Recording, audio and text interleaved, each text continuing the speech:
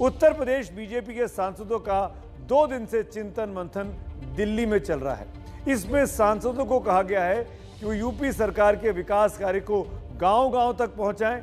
UP में चुनाव जो सर पर आ चुके हैं, लेकिन जो नहीं कहा जाता है राजनीति में वही होता है। बीजेपी के इस चिंतन शिविर से बिना कहे ये संकेत चला गया है कि बीजेपी की तरफ से यूपी में मुख्यमंत्री योगी आदित्यनाथ ही चुनावों का सबसे बड़ा चेहरा होंगे। देखिए नीरज पांडे की यह खास रिपोर्ट।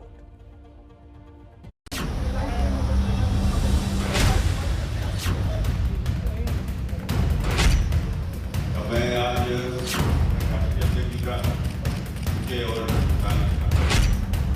चुनाव यूपी का, लेकिन चिंतन दिल्ली में।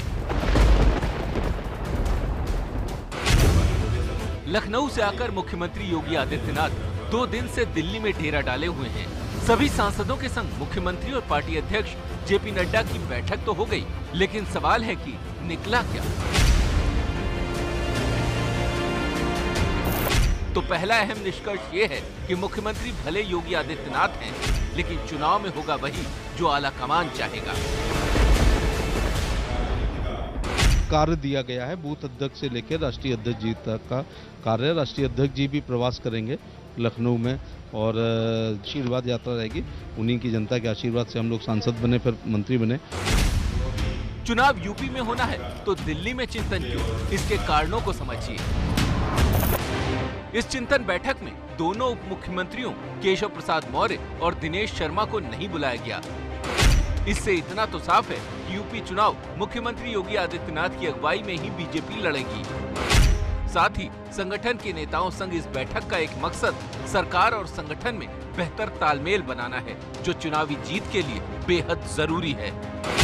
दिल्ली में सांसदों संग मैराथन बैठक में सांसदों की नाराजगी दूर करने की कोशिश भी हुई, जो कोरोना की दूसरी लहर में अपनी ही सरकार पर आरोप लगाते रहे।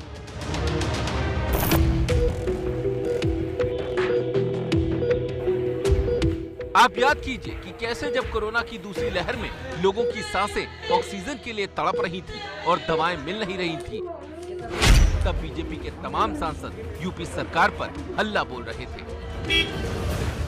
मैंने एक आदमी को एडमिट कराना था, मैंने कहा, उन्होंने कहा ऑक्सीजन सिलेंडर अपने साथ लेकर आइए, मैं एडमिट कर लूँगा, वरना मेरे यहाँ ऑक्सीजन नहीं है। ये जो कमी हो रही है ये गलत है और इसकी पूरी व्यवस्था होनी चाहिए।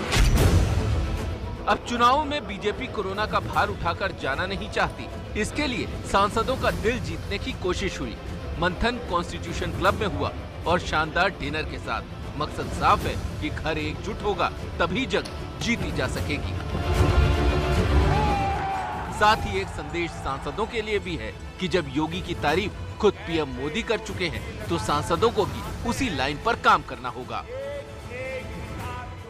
कई बार सोचना पड़ता है कि यूपी के कौन से विकास कार्यों की चर्चा करूं, कौन से कार्यों की चर्चा छोड़ दूं। ये सब योगी जी के नेतृत्व और यूपी सरकार की कार्यनिष्ठा का कमाल है।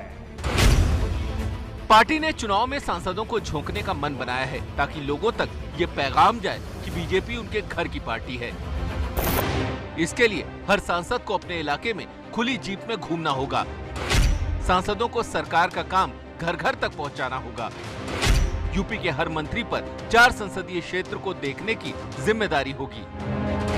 यूपी में 2007 से ही पूर्ण बहुमत की सरकार बनती आ रही है। 2007 में सबसे पहले मायावती और फिर 2012 में समाजवादी पार्टी ने उनसे ज्यादा सीटों के साथ जीत दर्ज की। 2017 में तो भारतीय जनता पार्टी ने सारे रिकॉर्ड ब्रेक कर दिए और योगी आदित्यनाथ मुख्यमंत्री बने।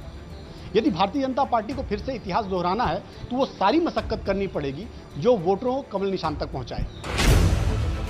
और इस काम में बीजेपी एक साधारण कार्यकर्ता से लेकर अपने सांसदों तक को एक ताकत के साथ झोंकना चाहती है। अब अंजाम जनता जनार्दन के हवाले। दिल्ली से पंकज झा के साथ नीरज पांडे की रिपोर्ट।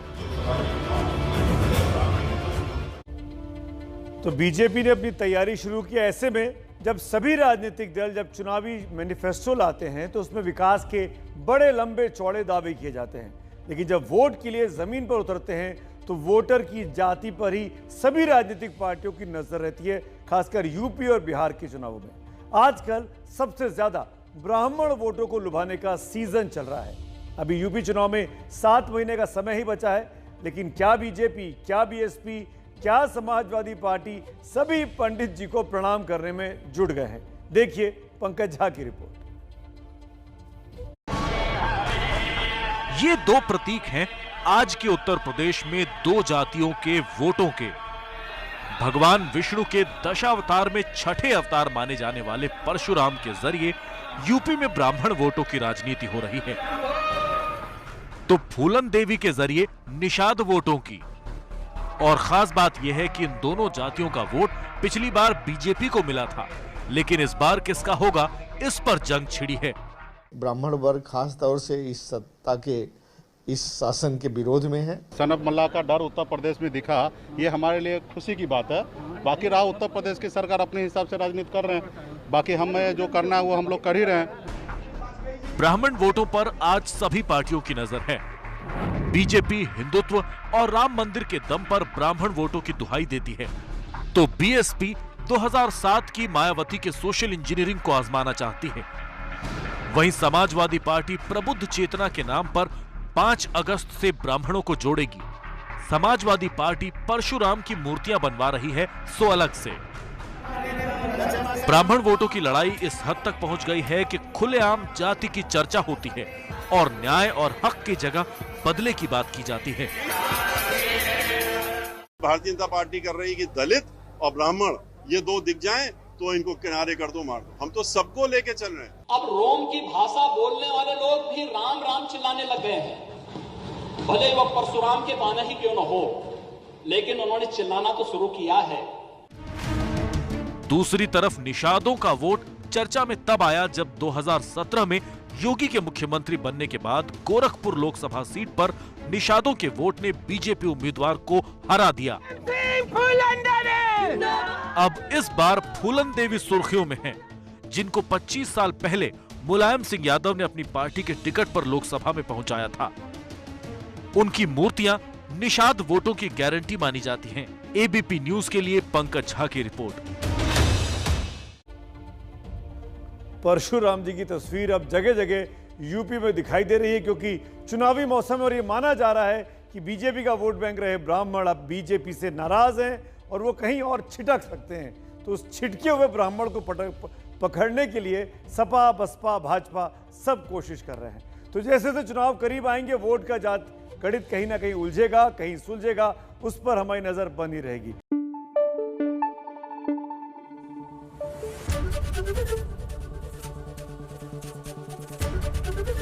एबीपी न्यूज आपको रखे आगे।